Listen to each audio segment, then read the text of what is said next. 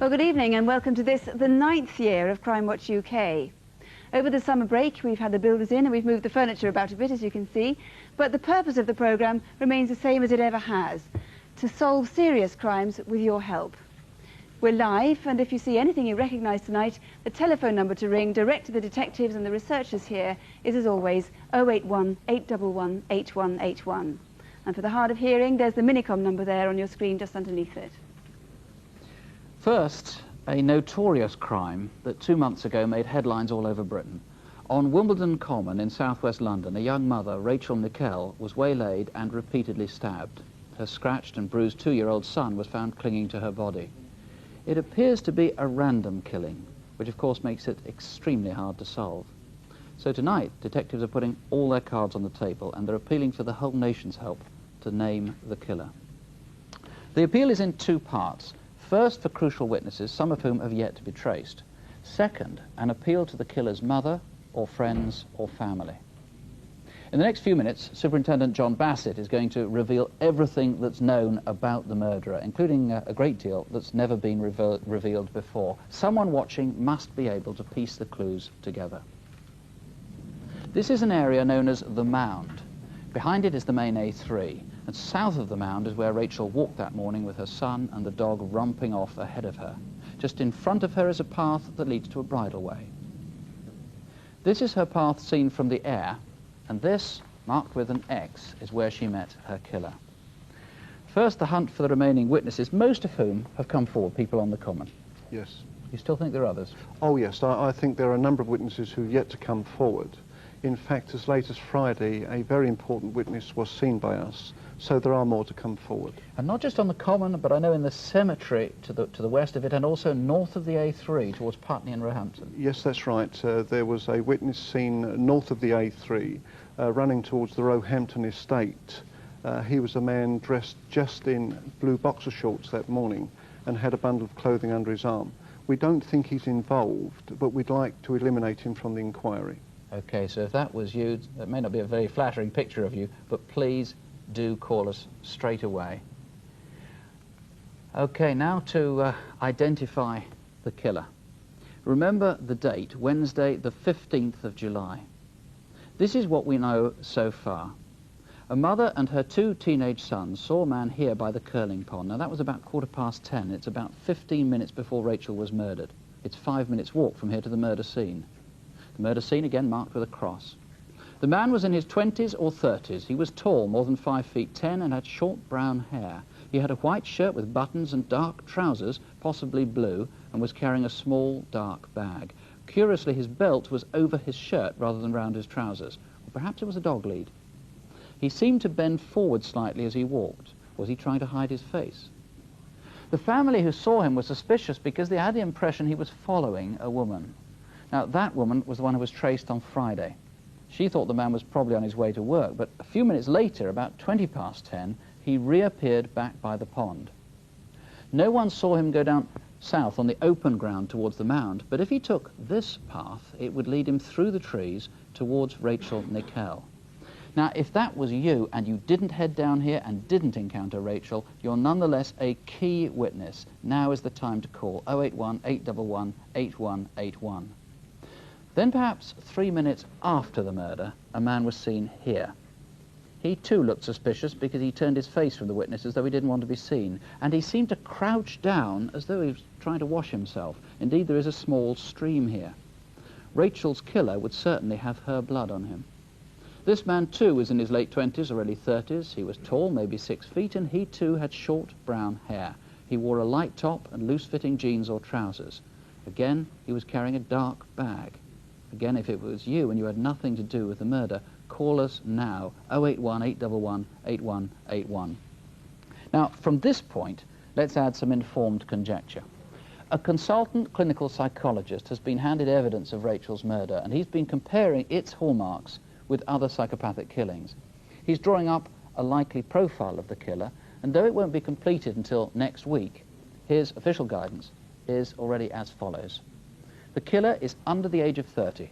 He lives locally. He still lives at home with his mum or parents, or alone in a hostel or a bedsit. He's untidy and disorganized. It's possible he has a bike, but he probably doesn't drive a car. He's a low achiever, so he's never done well at exams. He's not very good at conversation. He has few friends and has solitary hobbies. He may have an interest in martial arts. He likes pornography, including some of the violent sort. He doesn't have a steady girlfriend. If he's had previous girlfriends, they'll have found him unsatisfying, sexually inexperienced, and wanting to act out domineering gameplay. He's pestered women before. Indeed, he may have been caught for minor sex offences. He may well have an unskilled job, though if he does, remember, he certainly had that Wednesday morning off back in mid-July. His family will know that something's wrong with him, but they'll obviously find it hard to admit, even to themselves. They'll have noticed his mood changed after mid-July. He was upset or excitable for a few days after that. Above all, he could cause a tragedy and suffering like this again. Now, remember, some of these guidelines could be wrong, but if you can put several clues together and they fit someone you know, we all know the importance of this. Please do call us. John Bass, it's going to be so difficult for a family, whatever their suspicions, to ring. I mean, to imagine that someone close to them, or a girlfriend, someone that close to them at some stage could have done this. Yes, it's going to be very, very difficult. But I would appeal to the females of the Wimbledon area to come forward and identify this man. He is a local man, and I believe a mother, sister, or girlfriend knows the identity of this man. Women have an instinct for men that are odd like this. This man is dangerous and he's ill and he needs attention. I know most unusually in this case for witness, just for this programme, you have sought from the Crown Prosecution Service and achieved a guarantee of immunity from anybody who's involved in minor offences. Yes, that's right. What about confidentiality, promising that families won't be involved? Well, I can promise any family that rings me that their identity will never be revealed and they can have complete confidence in myself and my team. Can I repeat? I mean, friends and family, of course, will always have a sense of disbelief, but it's easy to eliminate people who are innocent. It's a matter of life and death to find a man who's guilty. So if you've even the slightest hunch, please call. Could I add, the killer himself, according to these psychologists, may be deeply troubled by what he's done. He may not be able to understand it or explain it, but he can put himself in a position where people can help him and make sure he's not the cause of further tragedy. All it takes is a phone call.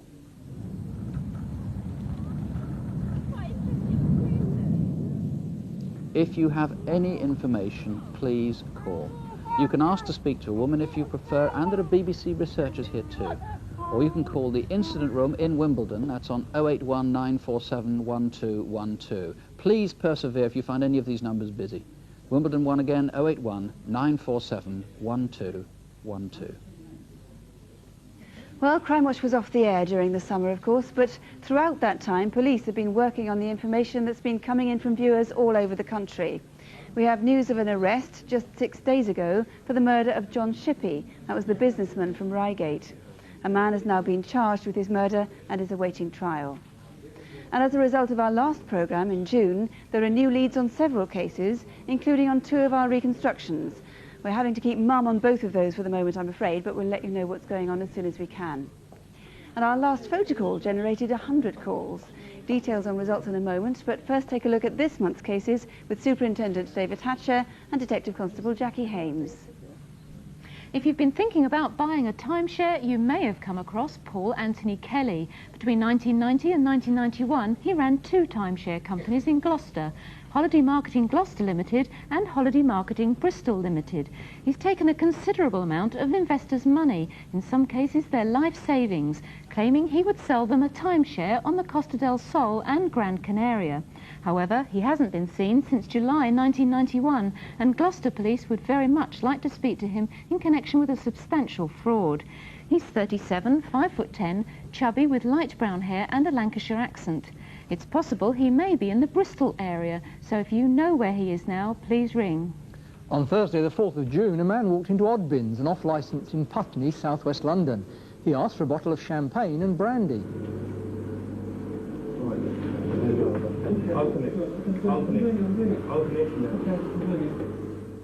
The shop assistant quickly raised the alarm, but the offender ran off. Half an hour later, a man fitting the same description robbed a fast food shop just the other side of Putney Bridge, also using a gun. Do you recognise the man? He's about 25 years old, 5'8", and has a moustache. He was wearing a dark leather bomber jacket and light trousers. If you recognise him, call us now. Strathclyde Police would like to speak to John Burton in connection with a fatal shooting. On Saturday the 11th of April at about 10 p.m, 21-year-old Jason Kelly was killed. It was outside Richard's Bar in Govan Road, Glasgow. John Burton is 39, between 5'8" and 5'10", with a heavy build. He has greying hair, short at the front and sides and long at the back. The tip of the ring finger on his right hand is missing. His left hand is scarred and he has a Glaswegian accent. So if you know where he is, please ring us tonight.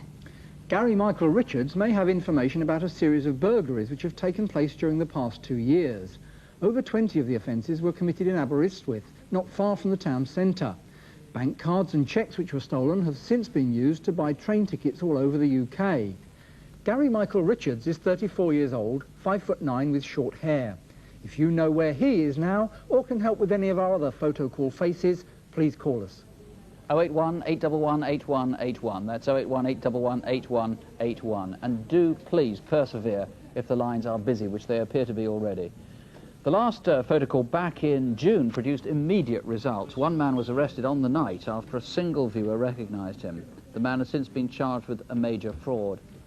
Over 50 viewers thought they recognised a woman seen on photo call. 10 gave the same name.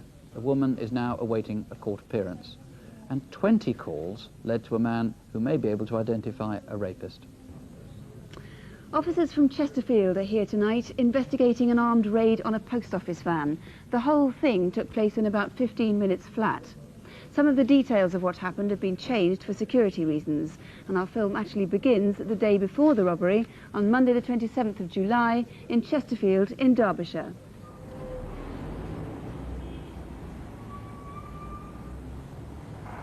Within a stone's throw of the distinctive spire of St Mary's and All Saints Church is Durrant Road car park, where late that Monday morning David Goldthorpe left his Red Rover.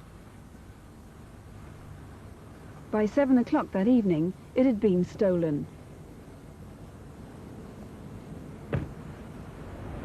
The next time anyone remembers seeing that car was the following day in the Whittington Moor area of Chesterfield, about 2 miles from the town centre. Around 10 in the morning, Tim Oldman was parked in a cul-de-sac at the end of Sheffield Road. His attention was drawn to the 2 characters who got out of the car. Well, it was the way they were walking. They looked very purposeful. They were looking forward all the time. They didn't look either way. And the clothes they were wearing, because it was a really nice day and they had big green coats on. The person in front seemed to be setting the pace, and the person behind looked like he was trying to keep up. All I saw of the driver was when he came back towards me, I just saw a quick glimpse as he went past my car. And he was wearing sunglasses and started to turn the wheel left.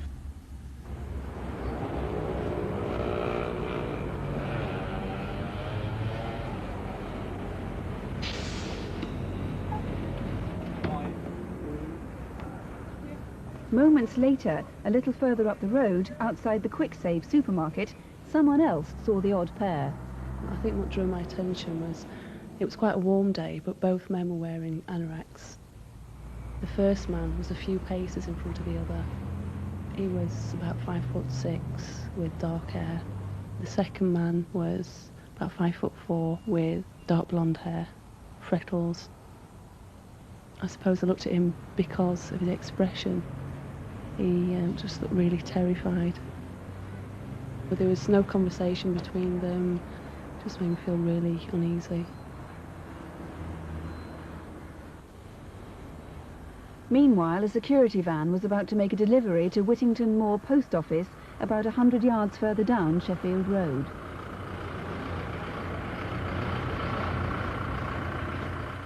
Across the street, Alwyn Jessup was parking his red transit van outside his kitchen centre.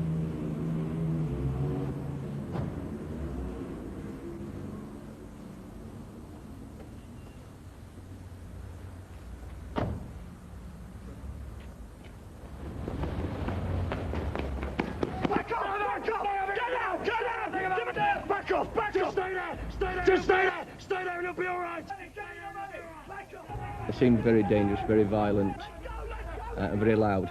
I saw the lads go running up the road, and I followed them up in the van till they got to the end of the drive. They ran down the drive, and I thought that they may be going to a vehicle or something like that, if I could get a number.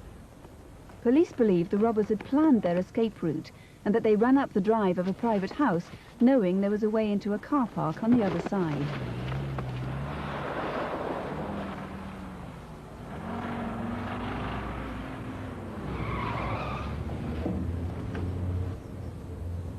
When Mr. Jessup got to the exit of the car park, a grey or dark-coloured van was coming out. Whoever was driving that van almost certainly saw something significant. 15 minutes later, and a mile away in woodland close to the old Sheffield Road, the Red Rover was ablaze. A mysterious figure was seen emerging as smoke billowed above the trees. Men working in a transport yard across the road raised the alarm. Smoke, something burning. The same man was seen by another witness further up the road. It was dressed funny, I'll put it that way. He got a decent suit on, a check cap and dark glasses, and I thought, oh, it's funny, because it was a lovely day, like. And the car nearly knocked him down. The door flew open, the bloke jumped in, laid in front seat, turned round and away. And remember, that would have been 20 minutes at the most after the robbery took place. Did anyone else see that silver or silvery blue saloon car at about 10:20 on the morning of Tuesday, the 28th of July? Detective Sergeant Neil Perry and his colleagues here believe that the two men who carried out the robbery may well have been ducked down in the back seat of the car. And do you recognise the sandy-haired man? We have that good description. He has a pale complexion with freckles and hazel-coloured eyes. He's in his mid-20s and he's not very tall, about 5'4". And did you see that Red Rover after it was stolen on Monday the 27th of July? In fact, you may have seen it being stolen from the Durrant Road car park. The registration number was J694UBL.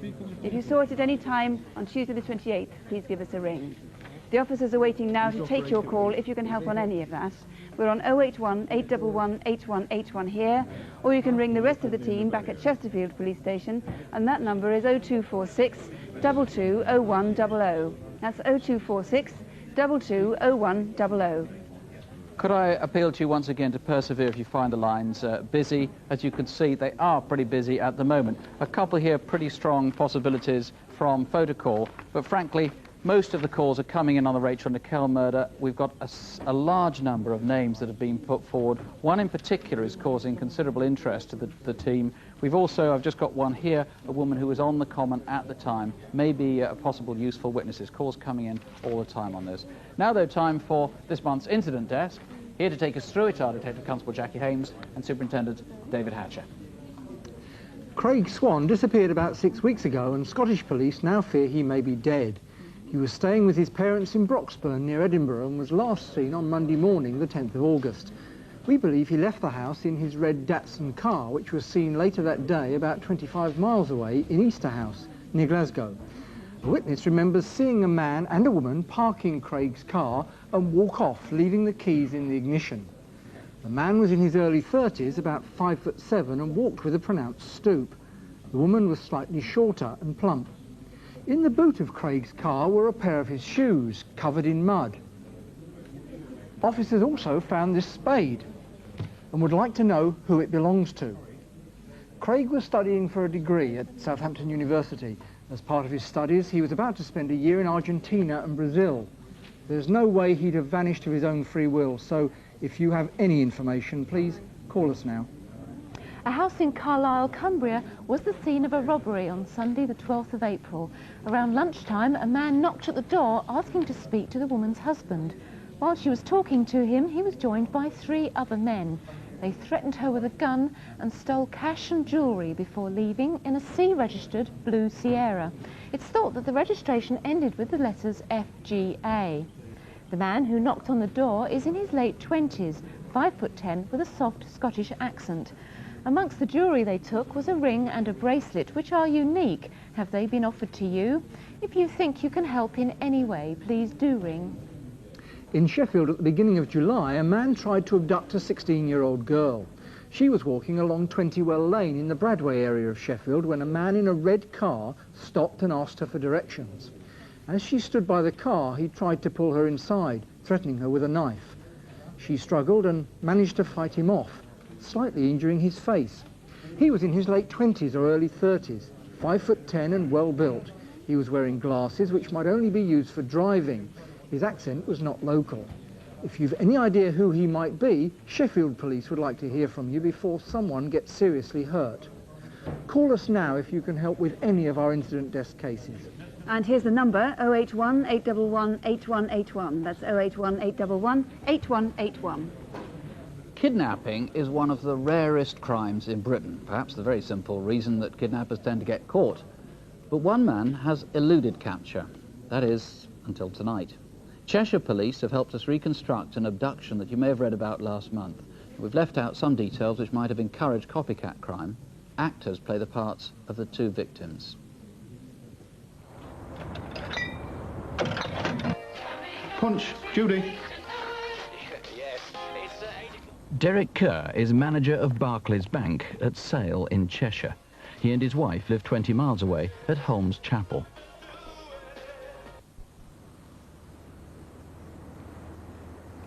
I just saw that there was a blue Orion. It was a shiny car, and it seemed unusual to be there, but I really didn't think any more of it. Went on my way home with the dogs. You'd never guessed it was called that, would you? Right, 826, thank you. Rallo, I shouldn't be too late tonight. All right, love, see you later.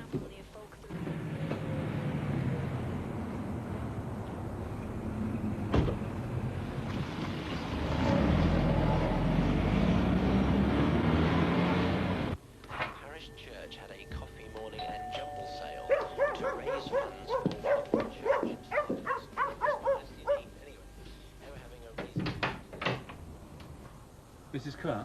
Yes? Does your husband drive a silver grey Volvo Estate, H registration?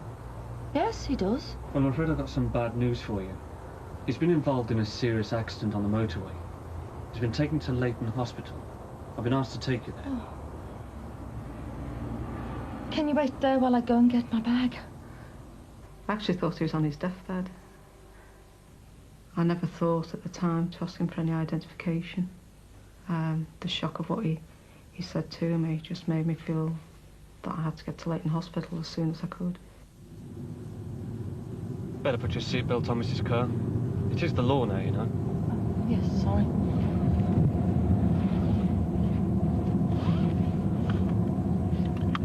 Did you see a blue Orion with a passenger in the back heading west on the A54 Chester to Buxton Road? In fact, by now, Lizzie's husband was arriving at the bank, as usual.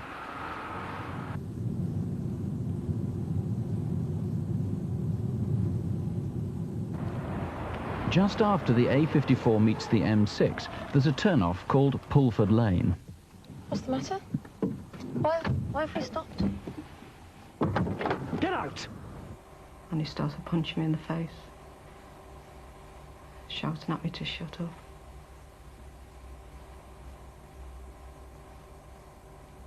And then he tied me up and put me in the boot. And I decided that the only thing I could do was try and listen and try and remember what direction we were travelling in. It also helped concentrate my mind away from the fear.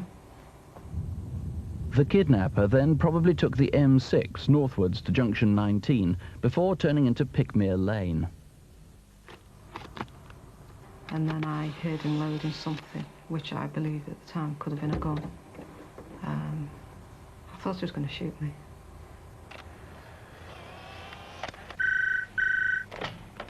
Good morning, Barclays. Can I help you? Who's calling, please? Derek, it's for you. It's about your wife. Hello, Derek Kerr.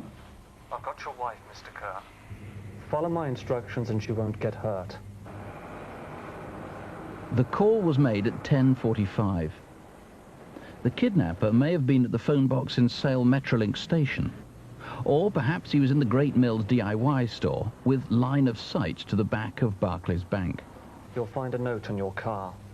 Where are you? Just do as I say, Mr. Kerr, and hurry. And he gave me a time limit as to when I should follow out his instructions, which was to go to my car, where there would be an envelope waiting for me with further instructions to do what I was told, otherwise my wife would be in severe danger. The letter informed me that I would be responsible for my wife's demise.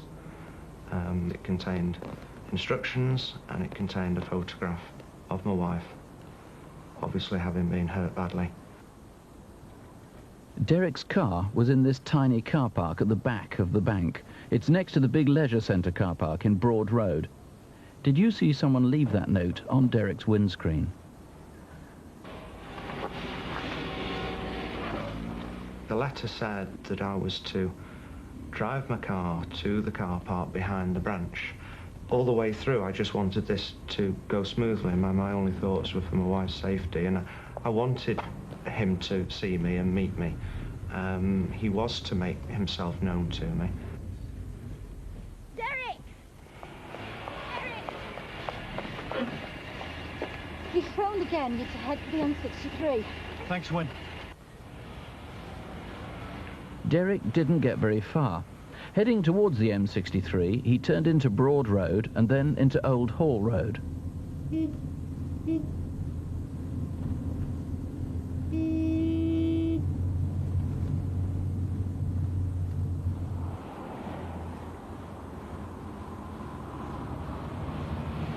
It may seem strange, but I actually felt relief that it was going according to his plan and he'd actually stopped me. And I was then, obviously, going to get the instructions, I thought, as to where my wife was. It was obvious to me that the number plate was a false plate. I could see either string or elastic bands that attached the number plate to its original. He waved his arm up and down, his left arm up and down, and I eventually realised that what he wanted me to do was to lie down.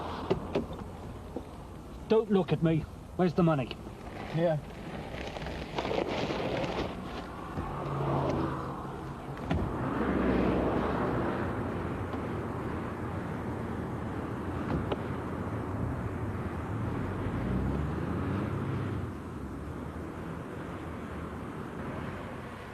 For some reason, the kidnapper took the risk of driving round with Liz Kerr in the boot for a further 2 hours. It wasn't until 1 o'clock that he dropped her off at Birtles Lane in Over Alderley, about 10 miles from her home.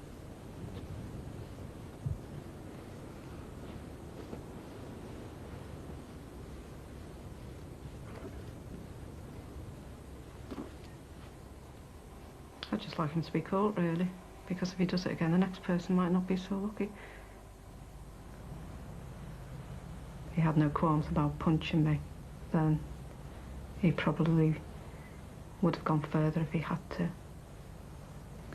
This is the culprit, or something like him, and he's pretty distinctive because he's tall, probably over 6'3". His hair is ginger or reddish. He has freckles and blue eyes. Everyone describes him as well-spoken, and he's in his 30s. David Holt, possibly he's got some sort of military background as well. You also think it's possible that he was involved in something a week before this? Yes, the Friday before this, on the 7th of August, there was an incident in Solihull in the West Midlands, almost identical, but no kidnap on that occasion and no ransom paid. Another ransom note, though, we can compare. One was done on a typewriter, one was done on a word processor. Now, obviously, these are fairly commonplace typefaces and fonts. You want somebody who can link them with a man of that description? Exactly that, yes. OK, the other thing is these plates, J763BYG. Now, he didn't make those up. No, they're very professionally made. Someone must remember making those up, and we would urge them to get in touch with us too. The uniform he was wearing when he came to the door, was that a real police uniform, do you know? Very much like a real police uniform or a security officer's uniform. A big man, someone must remember hiring that out or lending it to that man. Or having a 6'3" or above. uniform like that, or having these. Now, this is not a laundry as much as a dry cleaning ticket. This is Monday, 12 noon. It's for looks like grey trousers, G trousers, on the 8th of August, £4.75. Who does that belong to? Where did it come from? They were dropped off at Sketchless Cleaners in Cardiff on the Saturday. The following Tuesday, the 11th, they were collected. Those tickets were found in the gateway where Mrs. Kerr was abandoned. We desperately need to know who that person is. He left the name Evans at Sketchless. How did these make their way from South Wales to Cheshire? If they were yours, for heaven's sake, ring us and eliminate them, because if they can't be eliminated, there's going to be a lot of police work wasted unless they actually do belong to the kidnappers. Let me just say, Barclays Bank have offered a very, very large reward indeed, up to £50,000. As I say, kidnapping is something that people tend not to get away with in this country. And incidentally, in any case, half the money he has is traceable. Here are all the numbers. I haven't got time to go through them now. It means, though, he can't even spend it. So do call us and let's try and catch him. 081 811 8181. 081 811 8181. Or you can call Cheshire Police Headquarters on 0244 313 131. That's 0244, the code for Chester, 313 131. Our last reconstruction tonight is the murder of 18-year-old Kate Ratcliffe. She'd been out dancing with friends at a popular club in Camberley in Surrey. At the end of the evening, through a misunderstanding which turned out to be tragic, Kate's friends left for home without her. A few hours later, Kate was dead. Now, why was she killed, and by whom? Was it by some stranger who saw her by chance out walking in the small hours, or perhaps had somebody followed her from the club? Police badly need your help. Our reconstruction begins at the hairdressing salon where Kate was a trainee.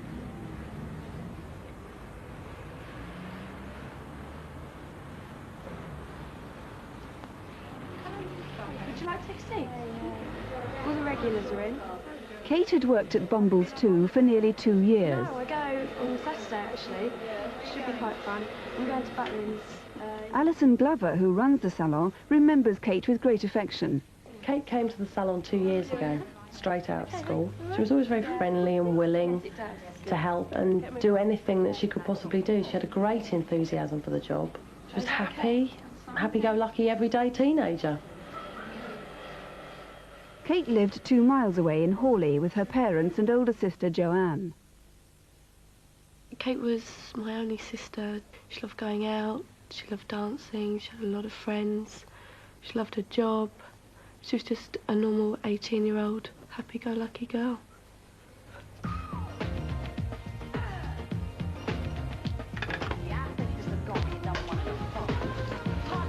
Where's my jacket? Is it ready? Which one? My blue one. It's in there. There you go. Got it.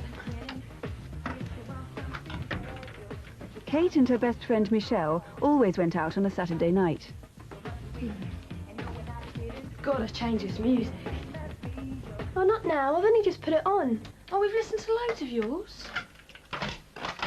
Anyway, this is better.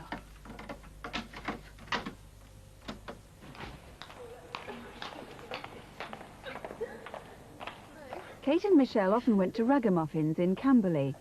It's a popular nightclub and an indoor shopping precinct. This Saturday they arrived there shortly before 9 o'clock.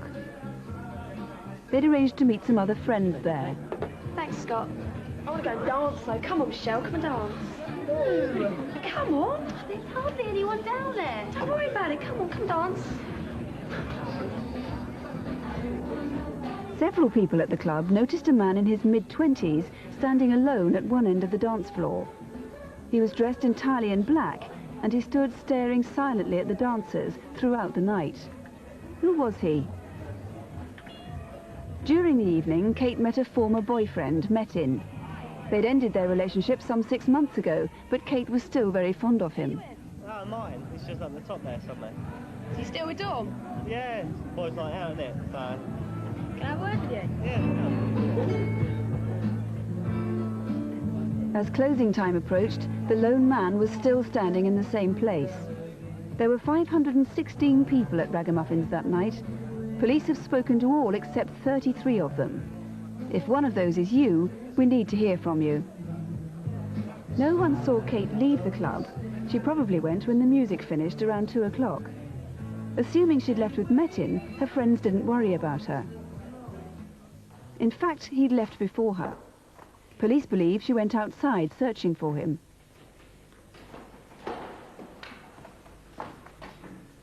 A few streets away from the club, a witness was waiting up for his son.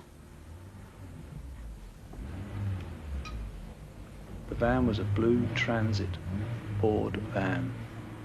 He had short-cropped brown hair, was aged between 20 and 24, and had a moustache. He was clearly lost. Back at the precinct, Kate had returned to Ragamuffins.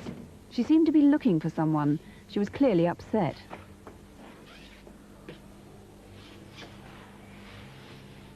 Someone's sitting in front of the nightclub door. Kevin, could you get a move for us, please? Could you also inform the young lady that it's 2:30 and we've got to lock the doors as well? As soon as I saw her, I realised it was the young lady they were talking about on the radio. I was waiting to lock up, and she was one of the last to leave. I asked her to use the automatic doors, but she walked straight past. Then I had to unlock the door to let her out. You got a cigarette, please?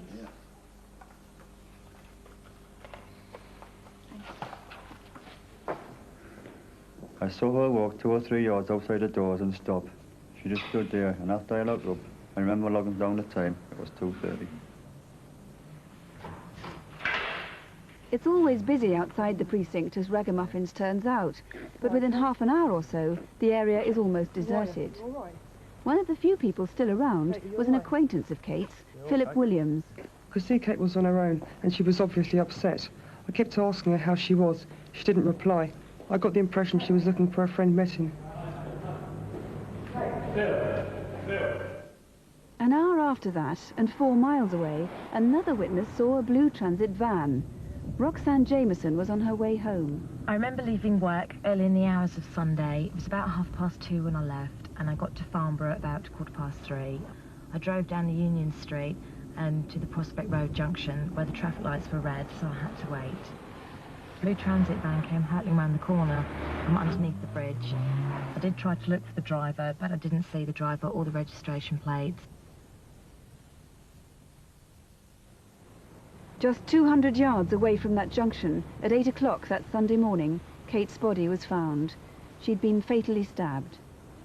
I can't begin to understand why anybody would want to hurt Kate. She didn't have any enemies. She was a very popular girl. I miss her. We all miss her a great deal. If there is anybody out there that can help, please, just come forward. Well, from Hampshire Police, Mr. Brugard is here to take the calls. How, first of all, do you think that Kate got from Camberley to Farnborough, 4 or 5 miles away? Well, it had to be by transport of some sort, a car or a van. And we're still very interested in any sightings of her, either talking to the driver of such a vehicle or getting into a vehicle. And how important do you think those 2 sightings of a blue Transit van are? Quite an old van. They could be important. I mean, in different areas they've been seen, but the one in Park Road, we do have this photo fit of this man, which does help us ask the person who was driving that to come forward. The other one, by the very nature of the driving, they would probably recognise them as the driver. And you had a recent sighting, a third sighting of a blue Transit van in the right area at the right time? Yes, we did. In recent days, in the taxi rank outside of Camberley railway station, could well be a similar vehicle. So more and blue Transit vans would be useful. Right. You're offering complete confidentiality on the remaining 33 people at the club that night. One detail we didn't mention in the film is that the lone man standing at one end of the hall had very distinctive boots on.